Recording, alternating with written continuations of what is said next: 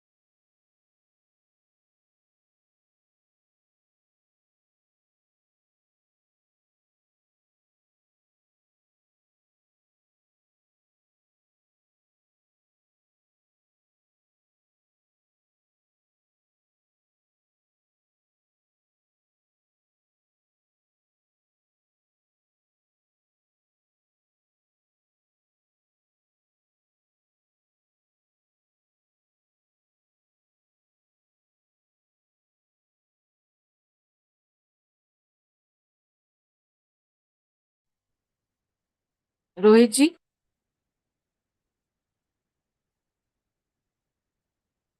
Yes ma'am. Doctor Sharma को please को host बनाइए।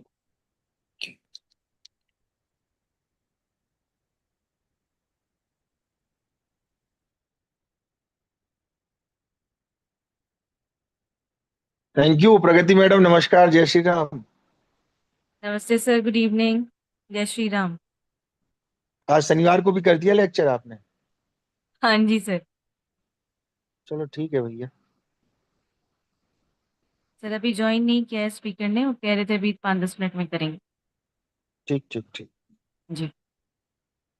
Okay.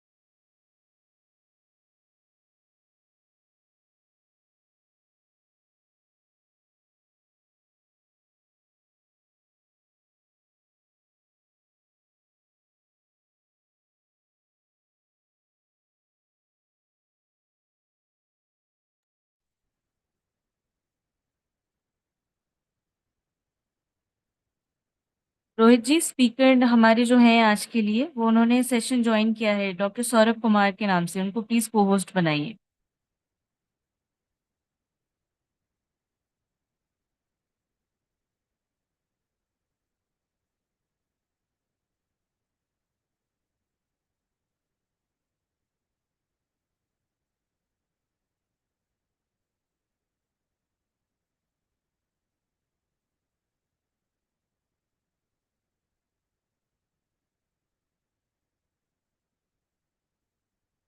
Good evening, Dr. Saurabh.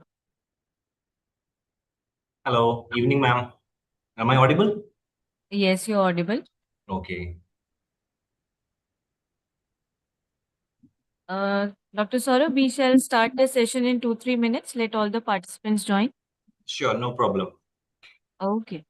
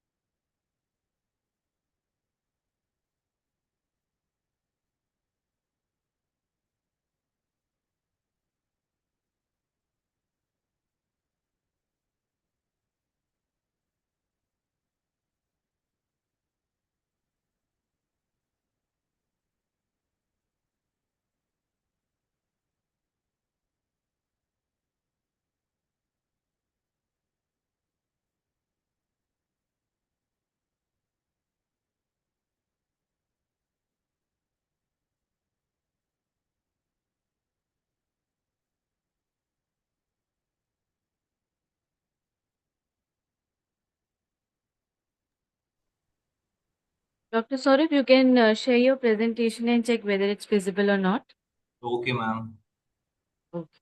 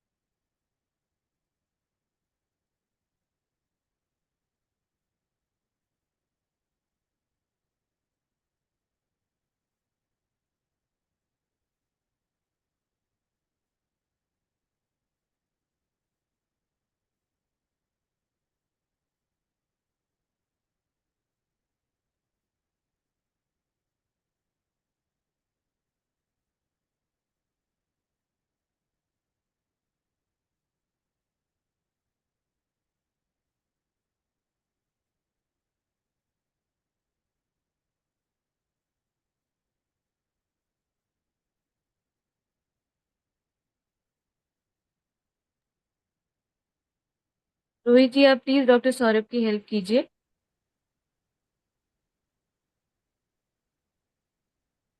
I hope you can see my presentation. Yes, it's visible. Okay.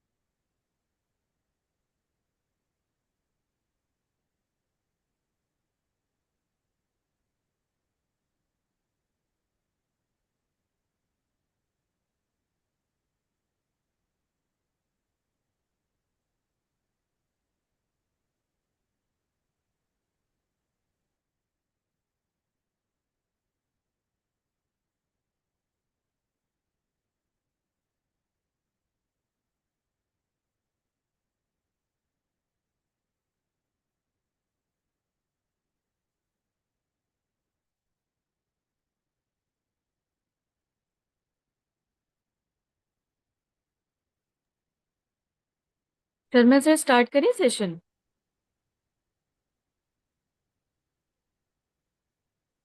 हाँ doctor साहब, बिल्कुल आ चुके हैं जो पार्टिसिपेंट्स हैं, क्योंकि सैटरडे भी है। स्टार्ट करिए please.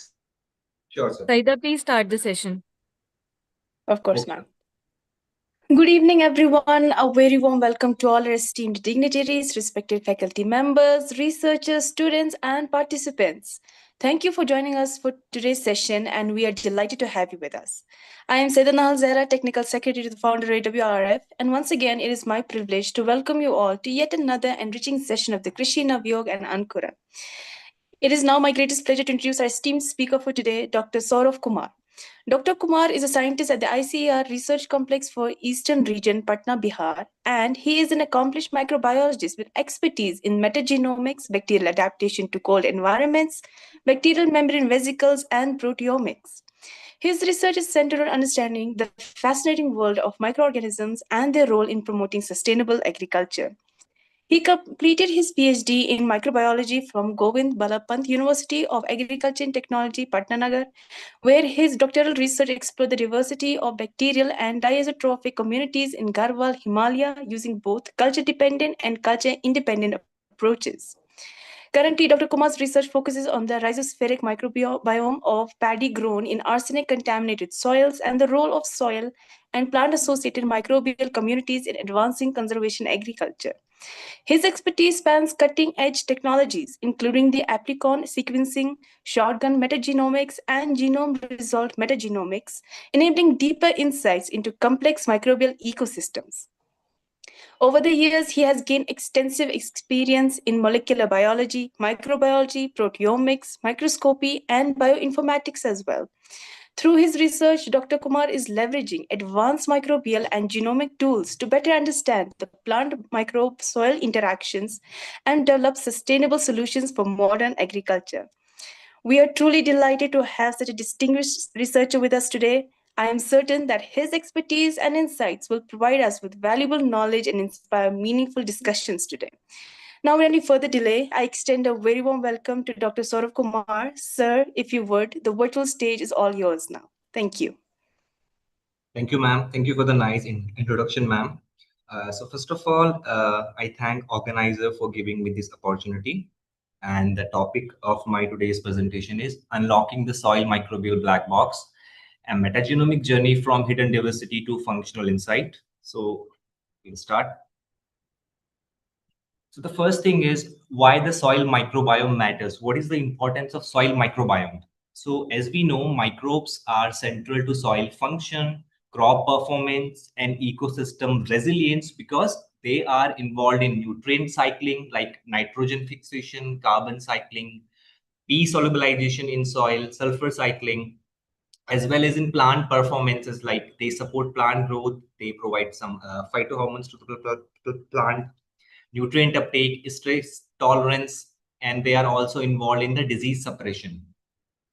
They also enhance the quality of soil health by organic matter turnover. And apart from this, they also have climate relevance.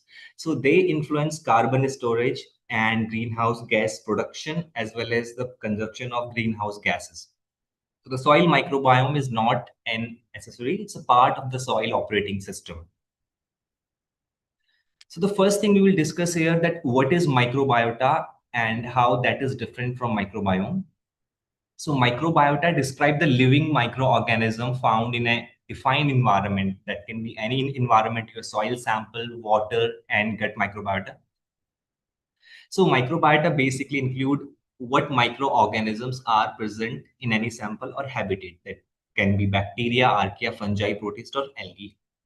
And microbiome is the microbiota and the function of that microbiota, that theater of activities, what it does. So microbiome refer to the collection of genome from all the microorganism in the environment, which includes not only the community of the microorganism, but also the microbial structural element, metabolites, and the environmental conditions.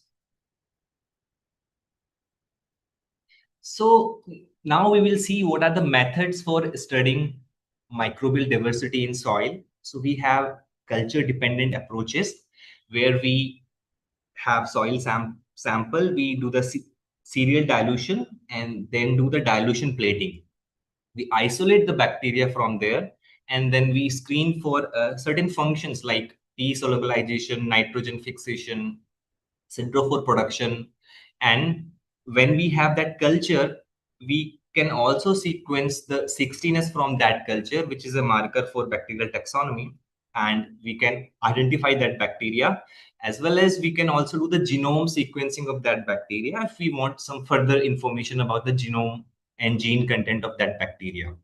So this is culture dependent approach, because here we are culturing microorganisms. We also have culture independent approach, where we directly take the soil sample, we isolate DNA from that soil sample, we sequence that DNA, and then we study uh, the, their taxonomy as well as their potential functions. So in this talk, we will mainly deal with the culture independent approach. So the first thing is that what is microbial black box of soil? So as we know that 1 gram of soil is having approximately 1 billion microbial cell, and there are around thousands of microbial taxa, I mean species. So only 2% or less than 2% are culturable in lab condition. So what is happening? Most of the diversity what we are studying under the culture dependent methods, so most of the diversity we lose. We cannot study them because we cannot culture them in lab. So metagenomics opens the black box without requiring every organism to be cultured. Even if we can't culture them in lab, we can study them, and we can study their taxonomy as well as their potential functions. So the question arises that how do we know unculturable bacteria are there if we can't grow them in lab? So there is a great plate count anomaly. So what is happening here? You have any environmental sample, you do the dilution and perform the dilution plating with the same volume. And if we observe the same volume under the microscope, we will see that microscopic count is always higher than the plate count. So it means that there are bacteria, but all of them are not growing there. And what is the region of unculturability? The first important thing here is the unculturable doesn't mean can never be cultured. Unculturable means we are not able to culture them because we don't know their growth requirement and their conditions of growth. So let's suppose these are the unculturable bacteria. So there are several reasons like why they are not growing in lab. Sometimes we don't know their nutrient requirement. Sometimes they require some interaction with the living organism in a soil. Like this bacterial community is providing some common growth factor to this bacteria. If we are plating this bacteria in a plate and this bacterial community is not there, it won't have this nutrient, so it won't be able to grow in the lab. So there are several other reasons like competition and some stress tolerance mechanism that some other organism are protecting them from stress. So that is the reason why we cannot cultivate most of the bacterial diversity in lab. So from culture plates to community genome. So this is the evolution in microbiology. How do we study microorganisms? So this is culture based, what we had discussed earlier. So we isolate bacteria, but the problem here is the low community coverage. Only 2%, 3%, less than 2%. This is what we study. Then we have amplicon strategy. We also call it as amplicon sequencing. Here, what we do, we study the community structure of a soil sample. But the problem here is it doesn't provide the functional details. Then we have shotgun metagenomic approach. What we do here, we isolate the DNA, we sequence all DNA, and we can study the taxonomy as well as functional genes and the functional pathways there. The problem here is it is cost is higher and there is complexity in this. Then at the fourth number, we have genome resolved metagenomics. It is a upgraded version of shotgun metagenomics. Here, what we are doing deep sequencing so that we can have the complete genome as a sequence, so we can study them. So that is genome resolved metagenomics. So this is the progression from what grows to who is there, and what can they do, and which genome carries the function. So we will discuss these things individually. So now we will understand what is metagenomics basically. So metagenomics is having two words, that is meta, which means beyond, and genomics means study of genomes. So it is a direct analysis of total genetic material recovered from an environmental sample. So as we are talking about soil, in soil there is a bacterial community is there. If we will isolate the DNA from soil, we will have the DNA from the whole bacterial community. We will sequence that DNA, then we will do some computational work, annotation, and we will have the information about that taxonomical affiliation and their functional gene potential. And then we can interpret the result in an ecological meaning, that how composition is shifting and what are the functional things there. So basically two types of question we ask through metagenomics. First is taxonomic question, that who is present and how does community composition change with time, with treatment condition, with anything. And then the functional question, which gene, pathway, and adaptive traits are present. So this is what we study in under the metagenomics. So before going further into the metagenomics, we will understand something about DNA sequencing. So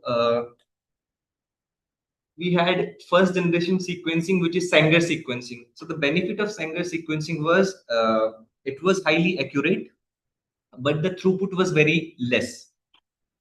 Then we had second generation sequencing like Illumina sequencing platform. We have Pyro sequencing. So the advantage of second generation sequencing is the throughput is very high. We can sequence a very large amount of DNA, but unfortunately the read length is less, around 50 to 500 base pair we can sequence with accuracy. And now we also have third generation sequencing like Oxford nanopore sequencing or PacBio sequencing platforms. They sequence very large DNA fragment, but the error rate is comparatively high there. So this is the comparison of long read and short read sequencing technologies. So here, these site PacBio, ONT, they are long read sequencing. So we can see that average read length is this much, which is comparatively very high when we compare this with this Illumina platform, MGI platform, which are short read sequencing platform. But at the same time, the error rate is comparatively high in the long read sequencing platform when we compare it to the short read sequencing platform. So I hope you already had some discussion on NGS technologies. So I won't cover this thing in detail. So when we do metagenomics, the first and most important critical step is in workflow is sampling. So we have to define the hypothesis before sampling, that what we want to do, what kind of sample we need, whether we need bulk soil sample, rhizospheric soil sample, rhizoplane soil sample. Also, we have to discuss about that what is the depth of soil if we are doing soil, at which season we want to do soil sampling, at what crop stages, and under what management condition. One important thing here is always have true biological replicates, not only technical repeats. And we also have to standardize the sample collection methods, their transport and storage. Always try to store sample in dry ice.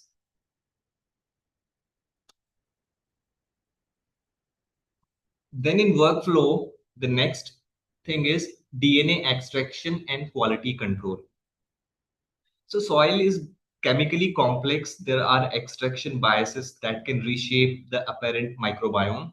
So there are several problem in DNA extractions, like there are cell lysis bias. I mean, when we are performing the lysis, not every cell will last. In soil, there are humic inhibitors.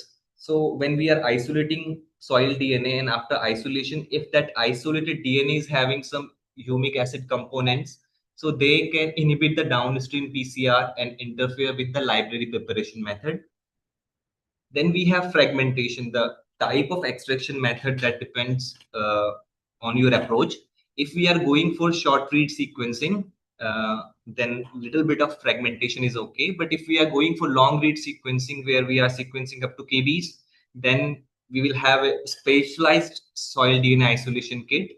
And in that kit, the fragmentation is reduced. So we try to reduce fragmentation, especially if we are going for the long read sequencing technologies. Then we have some sample which have low microbial biomass. Let's suppose you have desert soil or Diara soil. So in that case, the sand is mostly there. So those low biomass sample, you need some different methods for that. So after DNA isolation, we just do some kind of quality check, like what is the concentration, what is purity ratio, what is integrity, and what are the inhibitors if they are there. Now, after DNA isolation, what we have to do, we will make DNA libraries, and that DNA library preparation will depend on our approach, what kind of sequencing we are performing.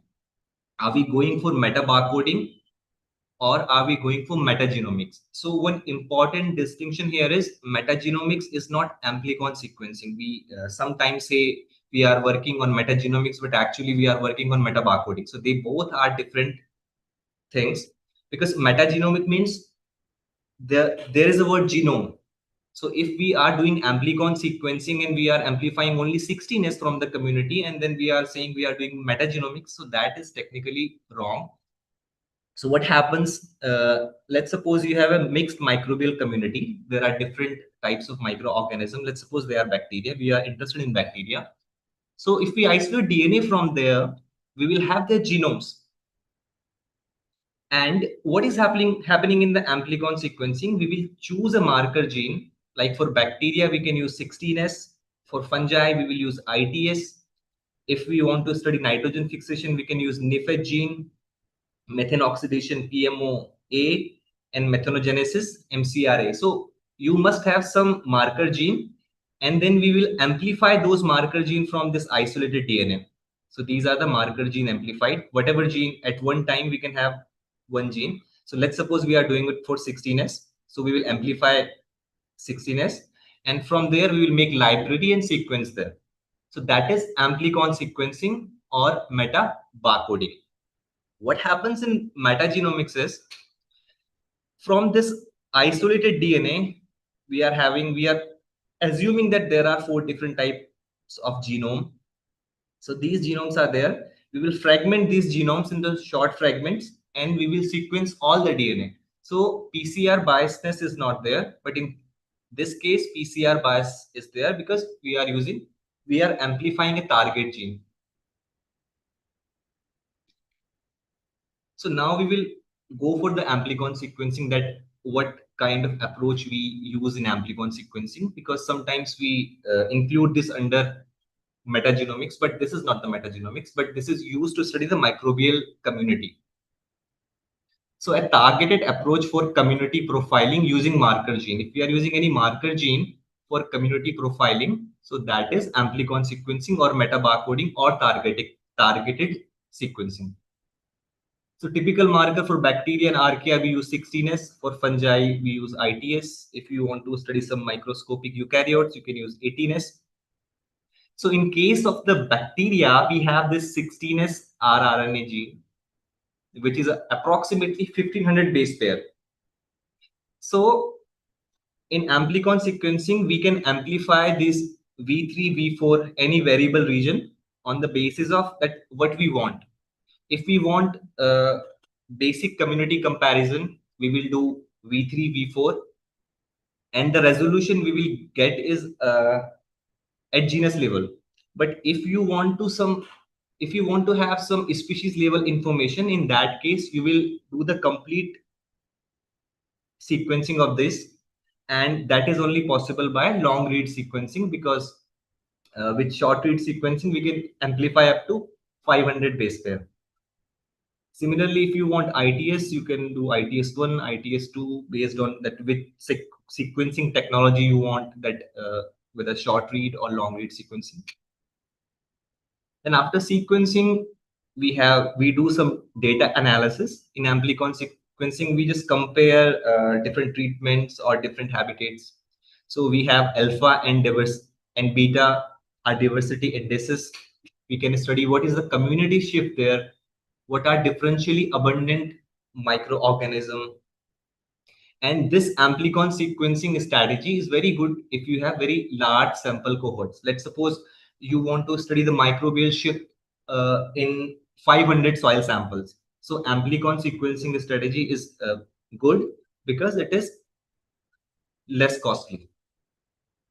But there are certain limitations of this amplicon strategy, and these are PCR and primer biasness, because we are targeting marker gene. So if there is primer biasness, so there is a problem. With metagenomics, we can only study the relative abundance, not the absolute count. So if we want to know the absolute count of bacteria, then we have to go for RT-PCR, which is gold standard for that. So the strain resolution is limited, because if we are using V3, V4, it is giving resolution up to the genus level. And we cannot check the function through this amplicon sequencing, although there are certain methods like we can run PyCrust or FAPROTEX, but they all are inferred. So the core output of amplicon sequencing is a map of community structure, not a complete inventory of functional genes.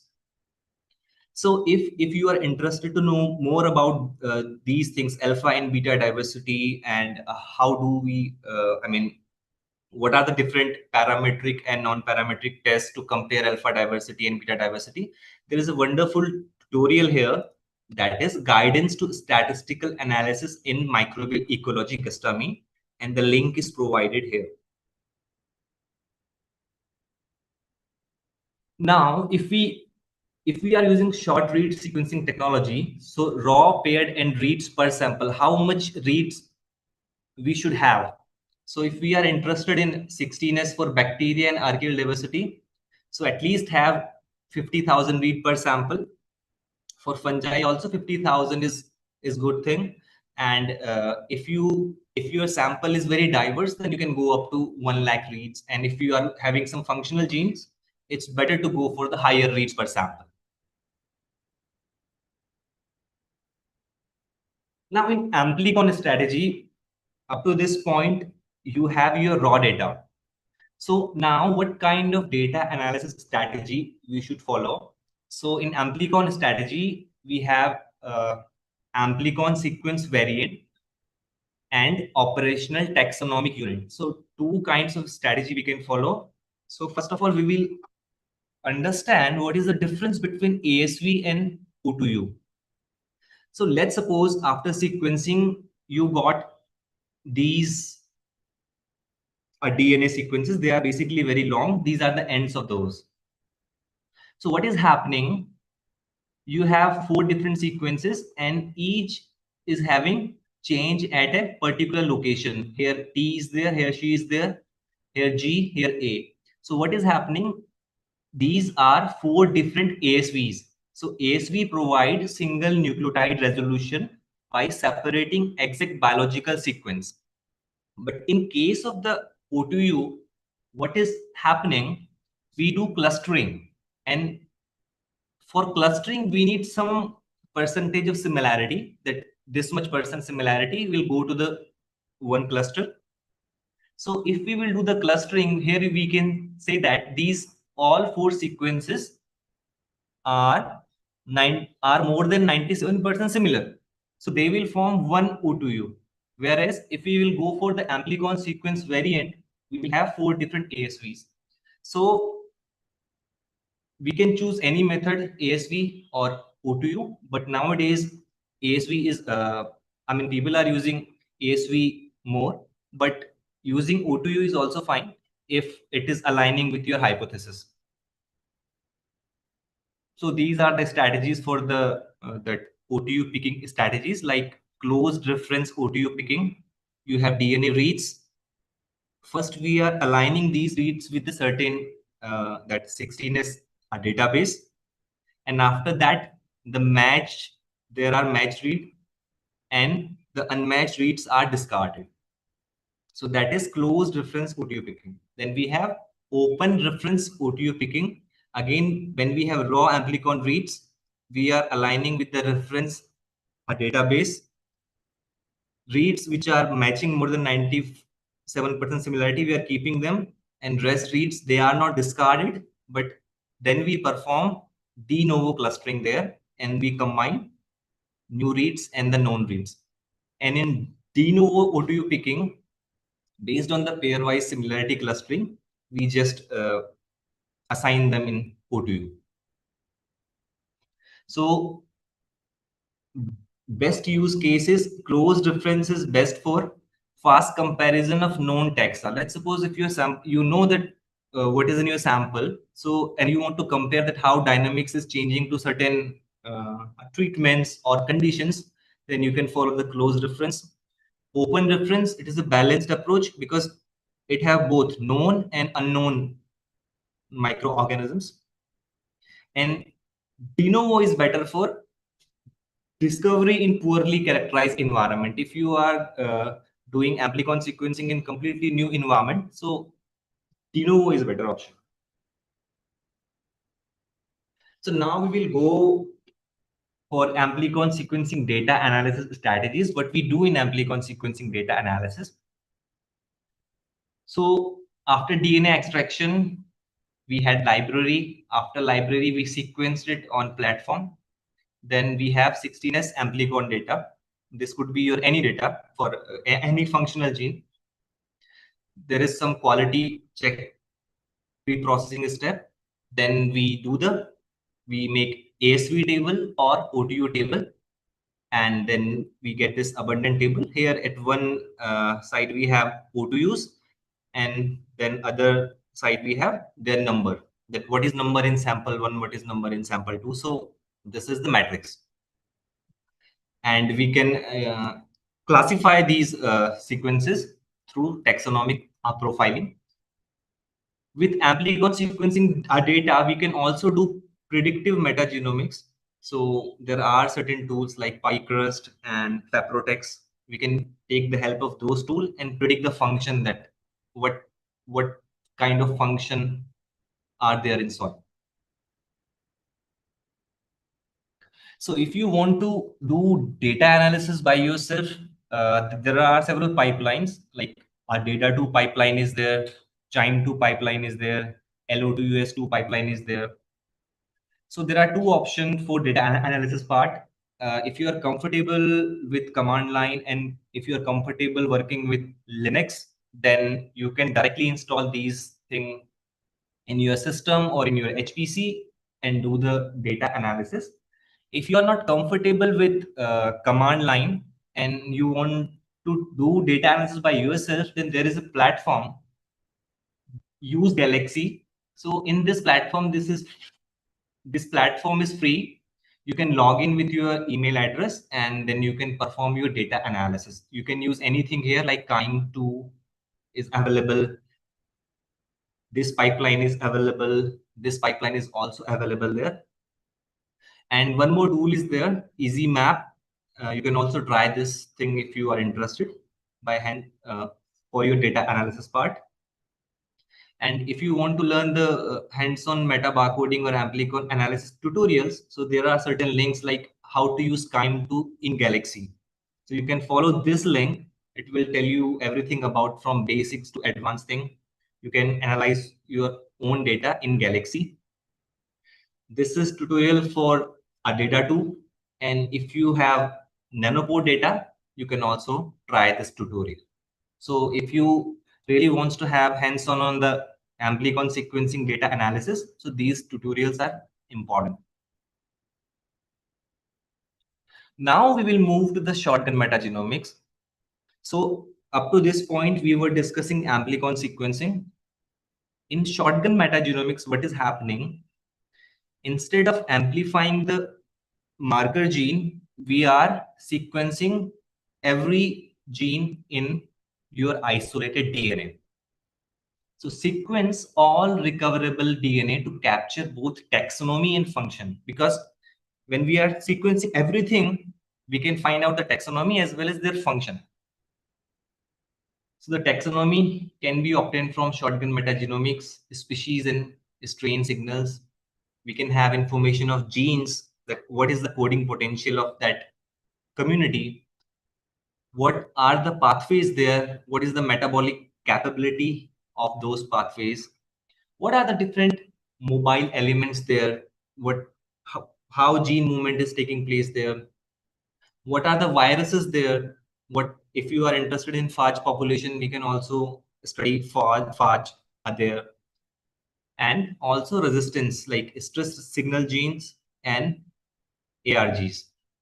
So shotgun metagenomics have higher information content, higher demand, but it also have higher demand for sequencing depth, because you are sequencing whole DNA. So you have to sequence more DNA. So that is why sequencing depth is high.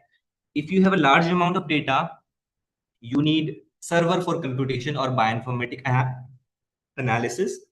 And also the interpretation is a little bit difficult because microbiome data is usually very high. So that is very, sometimes it become very insight poor because you have a large amount of data and you are not able to follow your hypothesis with that data. So this is the workflow of shotgun metagenomics, that how we perform shotgun metagenomics. So let's suppose we have this environmental sample. We will do the sampling. We will do the DNA extraction. Again, the DNA extraction method will depend on your sequencing technology. So if you are using short read sequencing technology or you are using long read sequencing technology. For long read sequencing technology, there are specialized kit because we can't afford fragmentation there. Then we will do the shotgun sequencing. We will make the library and we will do the shotgun sequencing. So we'll have the million of short read if we are using the short read sequencing. Then we will do some quality control. We will remove adapters, low quality reads. Then we will proceed for assembly. So what is happening if you have the mixed community? Because the microorganisms are also varying in their abundance. So, but we have to combine these short reads into the long reads. So these are overlapping reads, and based on the information of the overlap, we will have the assembled contigs. So there are contigs which possibly may arise from a single genome. And from this assembly, we will go for the binning. So the binning is when we group contigs into draft genomes. So that process is known as binning. So there are different methods and tools for binning, but the basic logic of binning is, let's suppose you have this mixed puzzle and these are your contigs, and you are separating, solving this puzzle into three different puzzles pictures. So this is analogy for binning. This is how binning is done. And after binning, we have MAGs. And what are MAGs? MAGs are metagenomically assembled genomes. So we have different MAGs there. And we can study individual MAG and their genetic information because we have the DNA for the whole MAG. We can study the whole genetic potential of that bacteria, like individual bacteria, as we do normally in the culture-dependent approaches, where we isolate bacteria and then do the genome sequencing, then we study the genetic potential. Here, we are doing same thing without isolation or culturing the bacteria. So this is some other, methodology. Like sometimes what we do the shotgun sequencing, but we are only interested in the marker genes. So we can separate the marker genes there and do the taxonomic or any other analysis. So after shotgun metagenomics, we also have one more method, that is genome resolved metagenomics. So the purpose of genome-resolved metagenomics is reconstruct metagenome assembled genome max to connect, identify with function.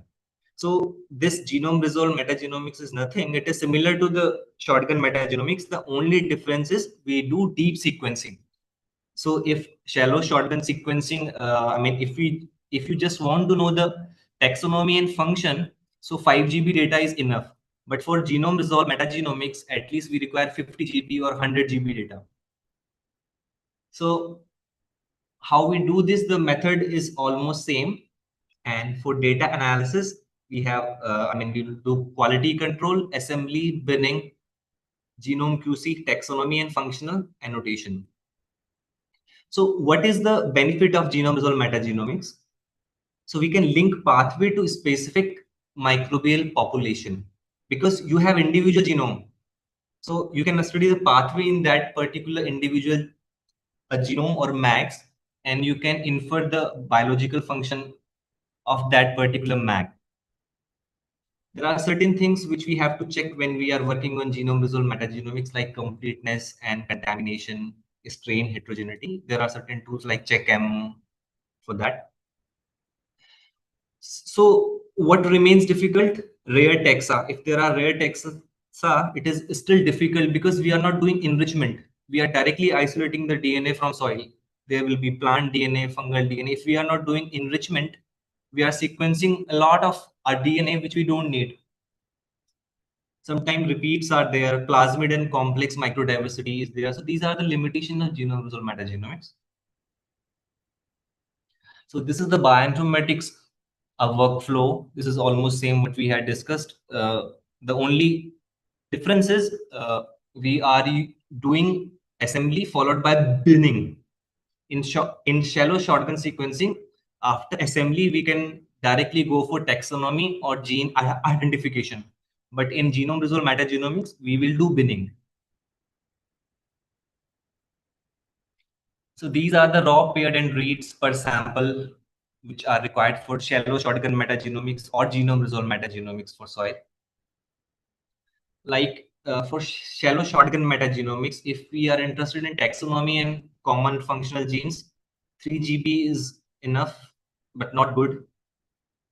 For better soil functional profiling, 5 GB is good. And for like some rare functions, 10 GB is good. In my lab, I always go for 10 GB per sample. In genome resolved metagenomics for soil, if your goal is to find only the dominant mag, then 50 GB is good. If you are really interested to have a lot of mags from soil, then 100 GB per sample is quite enough. And if you want to isolate some rare bacteria or mag from soil, in that case, you have to go for higher sequencing, like 100 to 300 base pair per set, not base pair, GB per sample. So these are the strategies. Two different strategies are there. One is short read metagenomics. Basically, it's genome resolved metagenomics, but it is done with short read sequencing technologies. You have the genomes here, you have fragmented after library preparation and sequencing, you got these reads. Then we are doing assembly. We have contigs, assembled contigs, and then we are doing binning here. But the problem with short read that genome resolved metagenomics is that we cannot sequence the complete genome here. This bin is not complete. So this is draft quality mag. So this is the problem with the short read metagenomic sequencing. We have one technology that is hi-fi metagenomics. It's from PacBio. So we are using that long read sequencing platform. So the read length is comparatively higher than this case. Assembly become easier, and then binning also becomes easier, and we are having almost complete mag. This mag is complete. So that is the difference between short read and hi-fi metagenomics. And sometimes what people do, they just combine both the strategy. They will have the both sample. They will have a soil sample. They will divide that soil sample into two two parts or the DNA sample from two parts, and they will perform short read metagenomics and long read metagenomics together. And during assembly, they perform hybrid assembly, where reads from short read as well as from the high read, they both are mixed. And with the hybrid assembler, they just make contig, and after binning, you will recover the high quality max. So for doing this genome resolved metagenomics, actually it is computationally very intensive. So if you have server or HPC, high performance computing system, so in that case, you can go for any pipeline like squeeze meta, and there are you can choose manually. I mean, you can manually choose tool, like for assembly, there are different tools. For binning, there are different tools. You can go there and play with that. But if you don't have server, and if you don't know how to work on command line system, then there is a platform that is Kbase, and you can upload your data there, and you can do whatever you want to do in the genome resolved metagenomics. So there is a beautiful tutorial there, metagenome assembled genome extraction from a composed microbiome enrichment. So you can follow this tutorial, and you can perform the same thing with your own data in Kbase. This is the link for the tutorial. So now, why we are interested in genome resolved metagenomics? The first important thing about genome resolved metagenomics is that we can study the diversity and function. Because if we can't culture them, we cannot use the culture dependent approaches. So that diversity remain unexplored. When we are using the genome resolved metagenomics, we can study the taxonomy and function of those bacteria. Apart from that, we can also use genome resolved metagenomics for metagenome guided culturomics. So what is happening here? We are doing the shotgun metagenomics whole, and after the metagenomics, when they are resolved into the genomes, you have mags. We will study the mags, their genetic makeup, and from that information, we can design our media or growth condition for that particular bacteria, so that we can isolate that bacteria in lab. So there are several papers where people are using genome resolved metagenomics to isolate novel bacteria, like metagenomic aided isolation and elusive anaerobic arsenic methylating soil bacterium. So in this study, they have isolated, they have done genome resolved metagenomic first. They got some insight on the requirement of that bacteria, and then they provided that particular thing, and they got that bacteria in plate.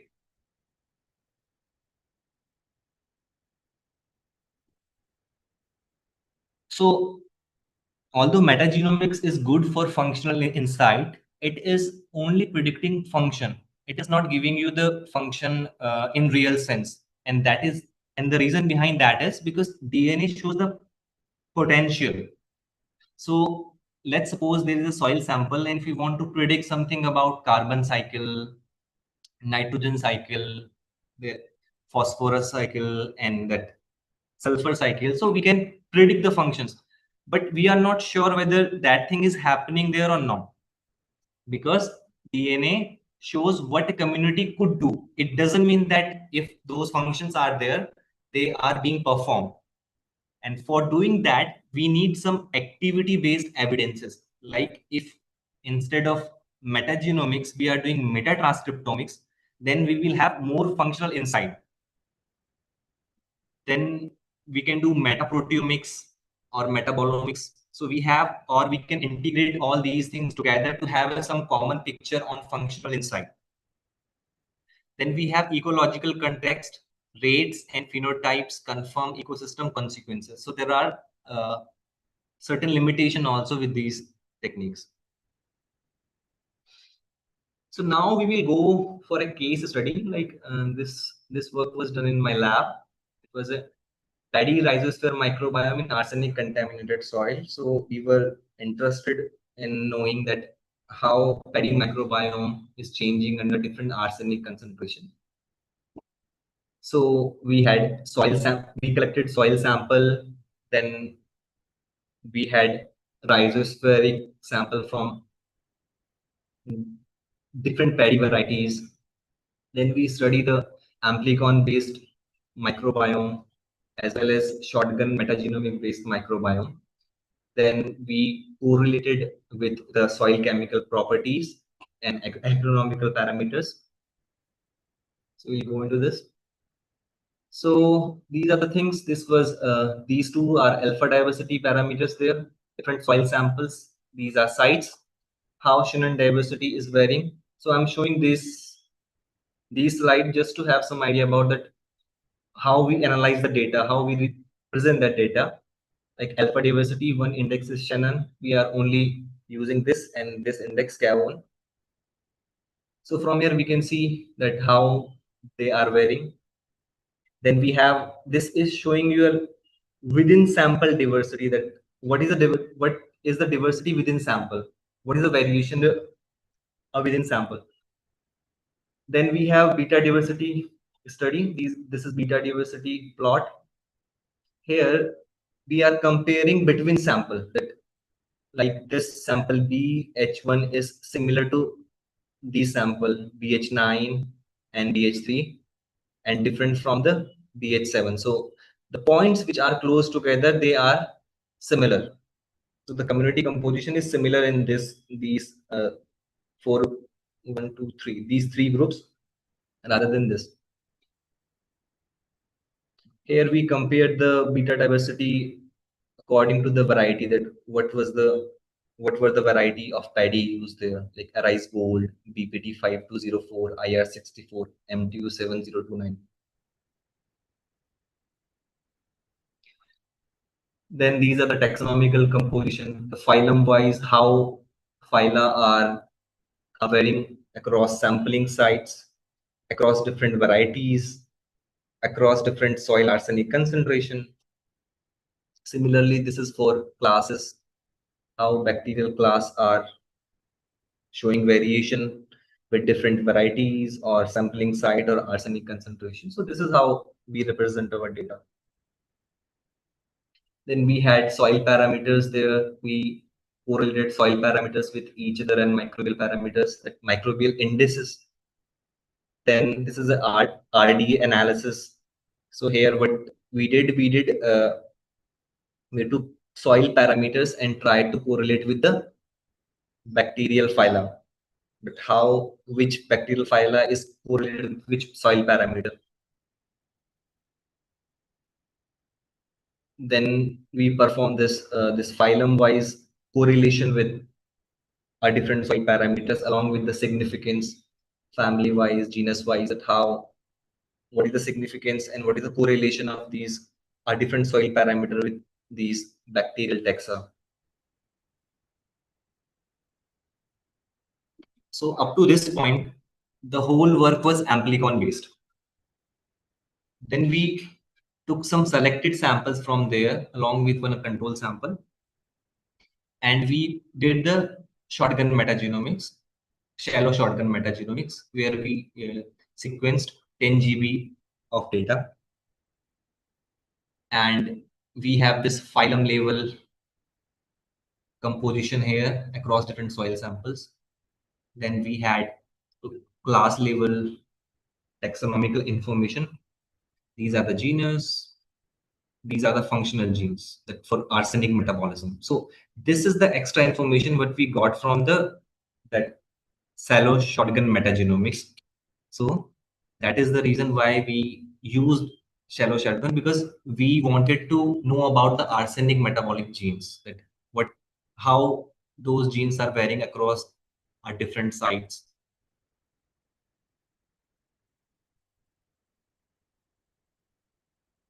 So for translation work, we can from metagenomics data to agricultural application. What are the application of this metagenomics in agriculture? We can use metagenomics in biofertilizer industry. We can select the best strain, or if we select something new, novel strain, that would be beneficial for us. Similarly, for bioremediation purpose, we can identify pathways for detoxification. We can also study the disease suppression by discovering protective community signature. We can have climate smart soil. We can use microbiome diagnostic as a tool for soil health monitoring. So what are the major challenges in soil metagenomics? So the technical depth does not automatically guarantee biological truth. So although this technique is good, but in my experience, most of the time, this is data rich and insight poor. I mean, sometimes we are not able to prove our hypothesis correctly. Sometimes data, I mean, we have the hypothesis, but there is no significant variation. And it depends also on the type of data analysis you do. So that is important here. Like sometimes we have extraction biasness. Let's suppose you had a soil sample, and in that soil sample there is a bacteria, and you were not able to isolate DNA from that particular bacteria. So in metagenomics, you won't get anything because DNA was not isolated, and different bacteria have different types of cell composition. So there is a extraction bias. And the data is compositional. It will only give you the relative abundance. It is not giving you the absolute abundance. In metagenomics, whenever we are doing whether shotgun or amplicon, we don't make conclusion on their absolute abundance. For absolute abundance, we have to do RT-PCR. Then there are database gaps. Let's suppose you have some novel gene, and in metagenomics, that novel gene is sequenced. You have that gene as a read in your raw data. But when you are comparing that raw read with the database, in result, you will get unidentified. I mean, the information for that particular gene is not present in the reference. So database gap is also a problem. Again, there are assembly limits. When we are assembling the contigs, sometimes assembly is not good, and with short reads, you will always have draft max. So that is a problem. Causality gap association does not prove ecological function. So that is a common problem. And metadata quality, poor context limit, I mean, reuse and comparison. I mean, if you are doing metagenomics and somebody else is want to use your raw data, and if your metadata quality is poor, then that is a problem. And this kind of problem you will usually experience when you will do the meta analysis. The best practices combine sequencing with targeted measurement, control, and experimental validation. So that is important. So these are the future directions, especially long read sequencing technologies. If the price for long read sequencing technologies become cheaper, then it's good because we will have better assembly, and then we will have better max.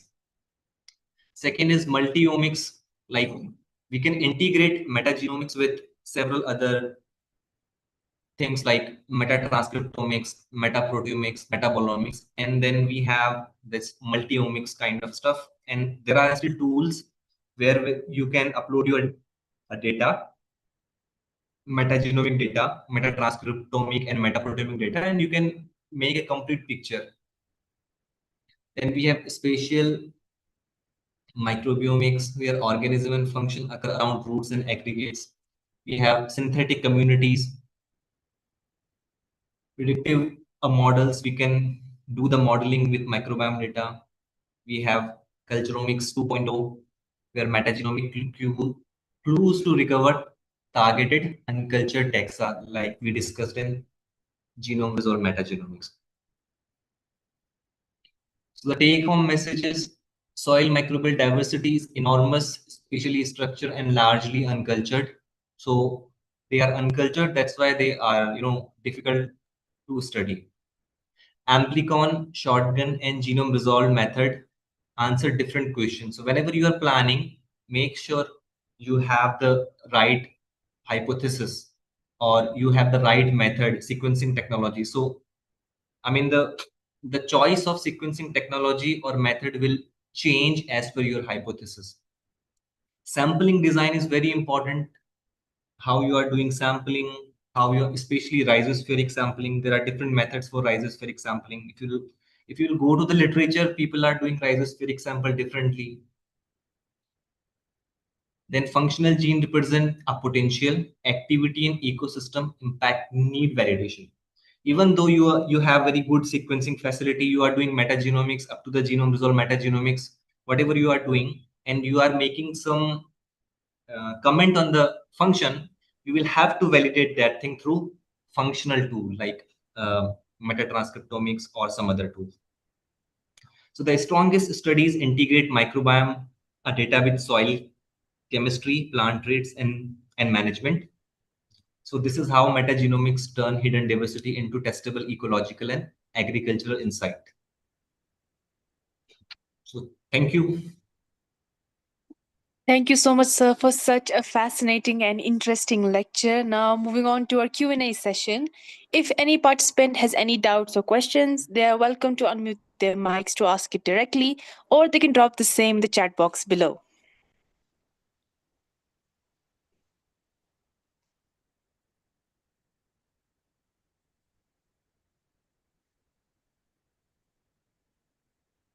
Sir, I would request you to wait for a couple of minutes as many of our participants actually prefer to write in the chat box. Okay.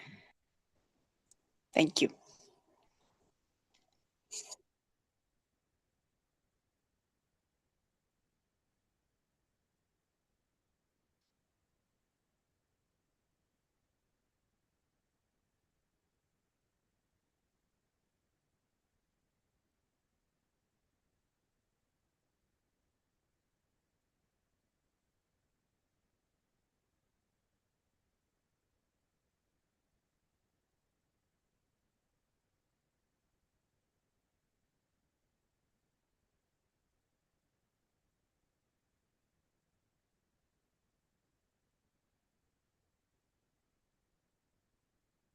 If you have any question regarding the data analysis part, or you need any help in planning the experiment, you can ask anything.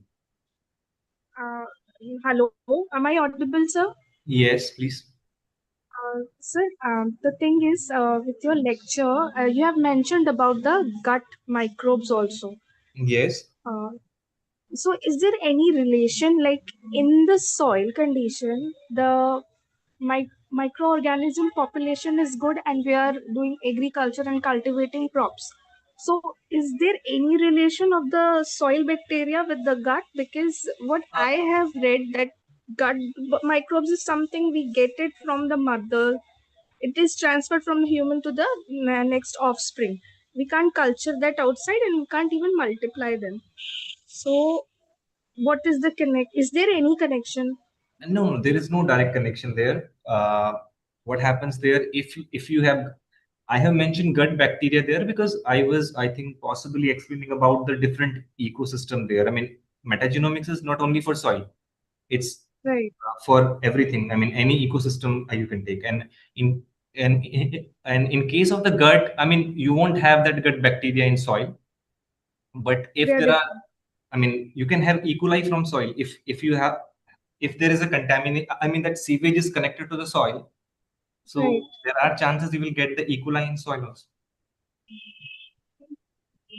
So it Okay. depends. And If that bacteria is, I mean, the growth requirement for bacteria, I mean, if that bacteria is specifically growing in the gut, the condition are favorable for the gut, and those conditions are not outside, then in that case, that bacteria won't grow outside. okay, got your point, sir. And another question is, like our government is also promoting natural farming. So, is it the Yes. bestest of way to harbor the bacterium and all the microbes in the soil? What is your take in it? How we can procure them and multiply them and make them good diversity of microbes in our field? Okay, regarding natural farming, I think it's a good initiative because the point is we have to increase the microbial population or plant beneficial microbial population in soil. So we can also use metagenomics and metatranscriptomics to prove more things in a natural farming as well. That how microbial community is changing and how that is impacting the nutrient cycle in soil. So that could be interesting thing about metagenomics. But is it feasible for the farmers, like all kind of farmers, small farmers, to reach Metagenomics. out? Right. Metagenomics. Yes, sir. Like, how can See, our farmers, metagenomics. or we can take the benefits of this knowledge? I mean, I'm not getting your question. You want to know that how natural farming is beneficial for farmers or how metagenomics is beneficial for farmers? That my first part is, what would you suggest? Hmm. What kind of farming, like organic or commercial, or which is more benefiting the soil microbes? Hmm. This is one part. What is your take in it? Is it the like natural farming is the right answer, or there are some other things also? This is the one part. Okay. And another, the metagenomics part. Is it feasible to the farmers, and how we can actually like scholars and other people can reach out and make best out of metagenomics? What is the ground reality? Okay. So on your first question, whether what kind of farming Would you should be suggest? recommended to farmers. So it depends on, the requirement that obviously organic farming and natural farming are good, but let's see that how people are adapting them and how, farmers are willing to adapt that or not. So I hope they will adopt. And regarding your second question, how metagenomics is beneficial for farmers. So at this time, metagenomics is very costly. Okay. Hmm. So at this time, it's not directly available to the farmers. It doesn't mean that if they want to do, they can do it, but that's very expensive. I mean, for amplicon sequencing like 16S, it will take around Hmm. 7 to 10,000 per sample. And your assumption, if you are doing it for research, at least you should have three replicates minimum. Okay. Ideally, you will have 8 to 10 replicates. So 80,000 for one sample. It's not logical if we are talking about farmers. But for research, yeah, it's good. All right, sir. Thank you, sir. Okay, welcome. Thank you so much, sir. We have also another question. Given the advantages and limitations of both approaches, in what specific research scenarios would you prioritize a culture dependent approach over a culture independent one, particularly when aiming to characterize novel endophytes from medicinal plants? So this is really good question. That see, the logic is very simple here. Ultimately, if I have done metagenomics and I have a novel bacteria, I have the mags for that. But how would I use that bacteria? If I want to use, let's suppose I want to make biofertilizer, I cannot use DNA sequence as a biofertilizer. Okay, so culture dependent approach is good. What I can do when I have the new novel mag, I can study the novel pathways there. With the help of genetic engineering, I can transfer those pathways to other microorganisms which are culturable. That is one approach. The second important thing is I can try to isolate that bacteria by providing the growth condition or media conditions which are more similar to the that mag. I mean, from the mag, from that particular metagenomically assembled genome, I'll have information for their ecology and their growth requirement. I'll design my growth media according to the requirement of that bacteria. So in that case, it could be helpful. But ultimately, Yes. you need solution in physical form, which is culturable. Thank you, sir.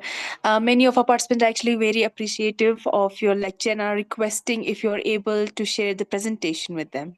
Sure, I'll share the presentation. I'll share it Thank with Dr. Pagati. Yeah. Thank you so much, sir. I believe that was our questions from the Q&A session, and we'll conclude our session. So, as we come to the end of today's session, I would like to extend my heartfelt gratitude to our esteemed speaker, Dr. Saurav Kumar, for delivering such an insightful and enriching lecture. Your discussion on the rhizospheric microbiome, conservation agriculture, and the application of modern molecular techniques was both informative and inspiring, sir. We sincerely appreciate for you taking the time to share your valuable knowledge and experiences with all of us. I would also like to express my sincere thanks to all our participants for their enthusiastic presence and active participation throughout the session. With this, we conclude today's session. We look forward to welcoming you to our future programs as well. Have a wonderful evening ahead, everyone. Thank you once again, sir. Stay safe, stay curious, and keep learning. Thank you. Thank you.